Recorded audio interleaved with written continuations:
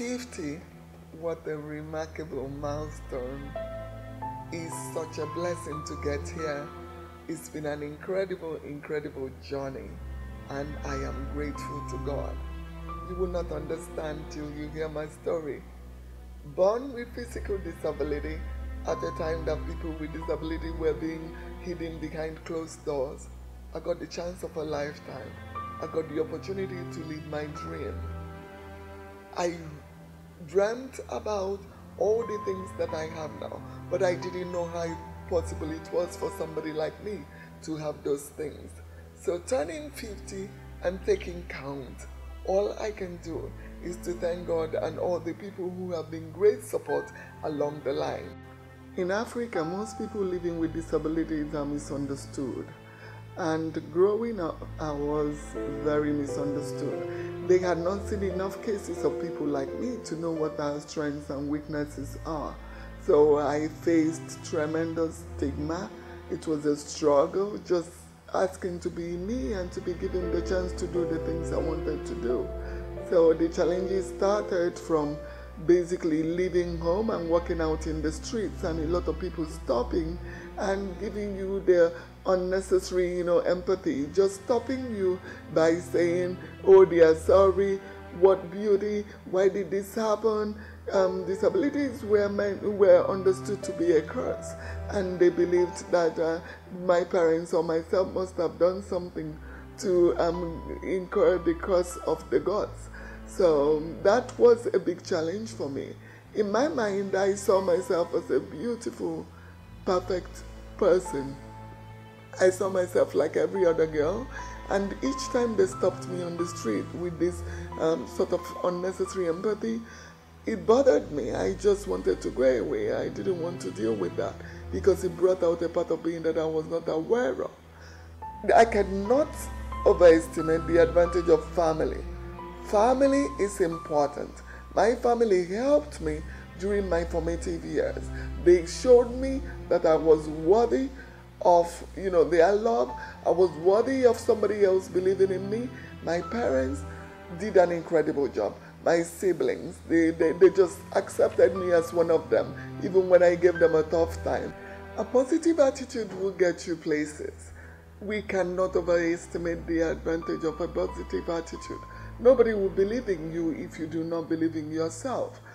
Believing in oneself is the best gift that you can give. And that's why it's called self-esteem. So I believe that the number one thing that helped me was I had a positive image of myself. I had a positive idea about myself, who I was, where I was going. I've always been a daydreamer. Everything I have now, I dreamt. The only thing I took out, participants, or will I say I took out actors at different times and replaced them with new actors. I recreated my idea of a perfect dream, and I began to believe in those dreams, and they started working for me. The third thing I say helps is your mirror. When you look in the mirror, it's yours. Tell it what you want to see.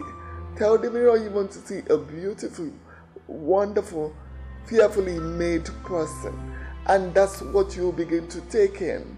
Going into boarding school was another challenge. Most of the girls in my boarding school had never seen somebody like me.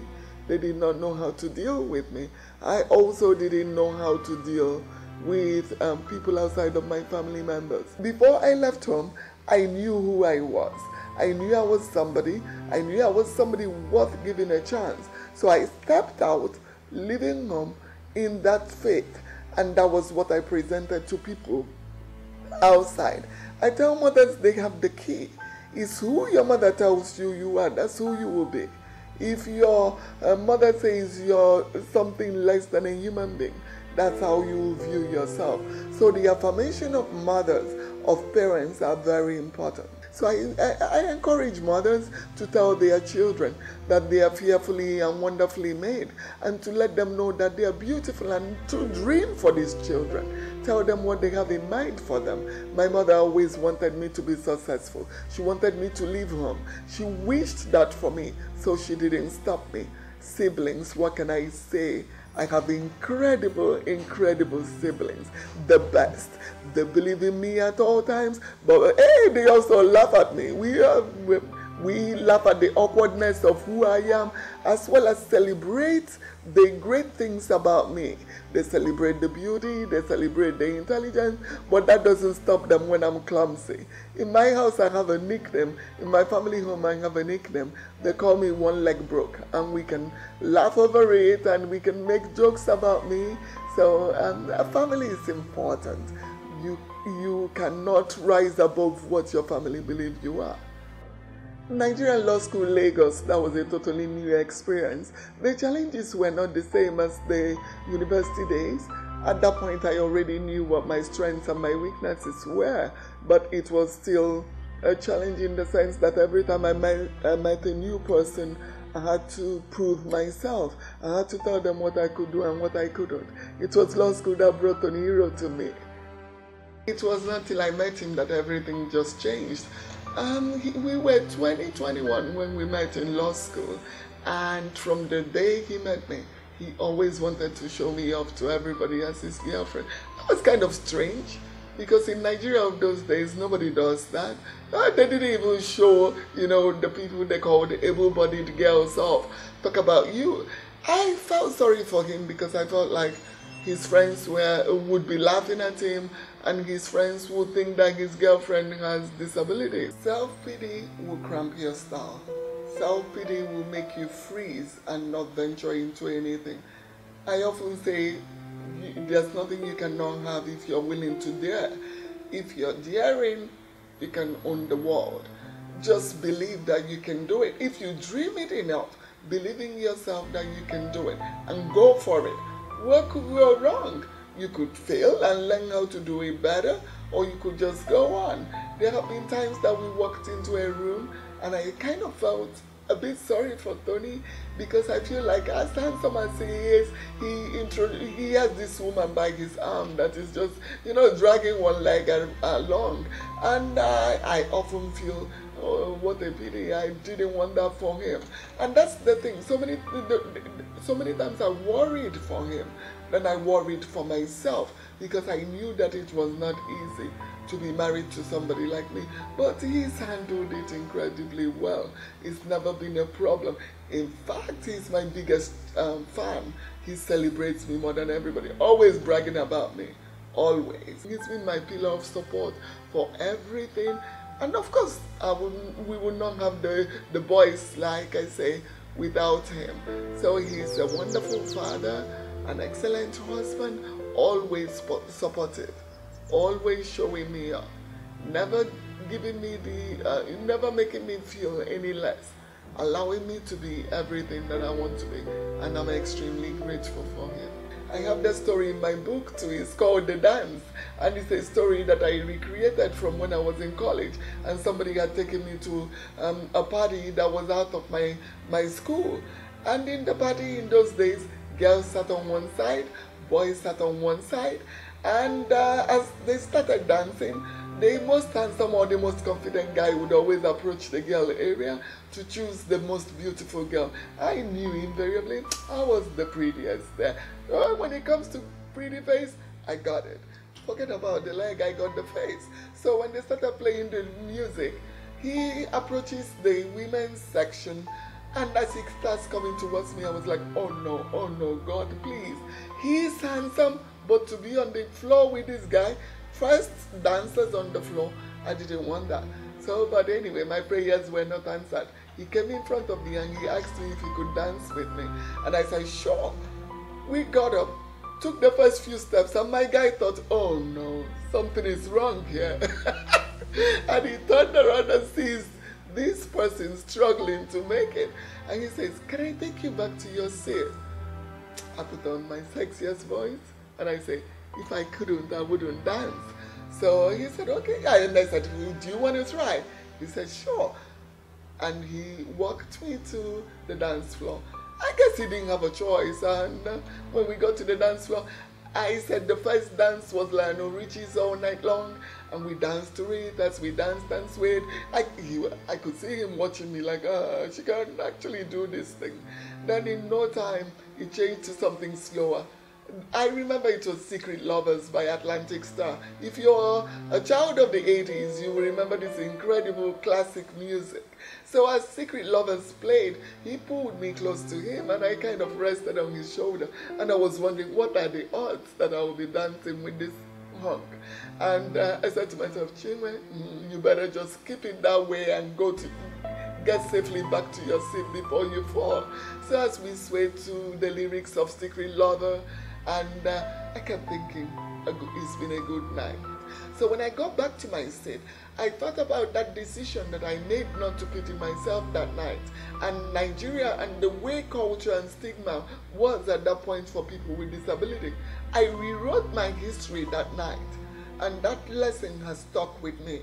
What it taught me is this: you either risk it and win it, or you don't risk it and you go without trying ever again. If I had let that guy take me back to my seat, I would never go to parties, and everybody there would have felt sorry for me. Hey, yeah, poor girl, why she come dance now when she don't stay, she don't get leg? But the way I handled that evening, I left that place feeling I own this place. People always ask me how I knew my purpose. And the answer I gave is, I was born with my purpose. I knew I came in this body, in this vessel, for what I'm doing right now. For years, I raised my kids, the boys, and as they got older, I knew what it was I was supposed to do. And once the last one turned 16, I decided to follow my heart. Number one thing I wanted to do was to reintroduce people with disability in Nigeria. I grew up in Nigeria, and living with disabilities at the time I grew up was very difficult. There were no role models. There was nobody that had done the things that I was dreaming of doing. So I was my role model. I was my greatest fan. I was also taking strength from myself. So I promised myself that when the opportunity came, that I was going to reintroduce people living with disabilities to the Nigerian public.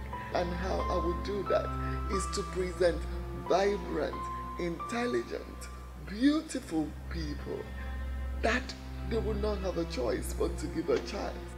No matter the challenges you're facing right now at this moment, you're the only one that knows it.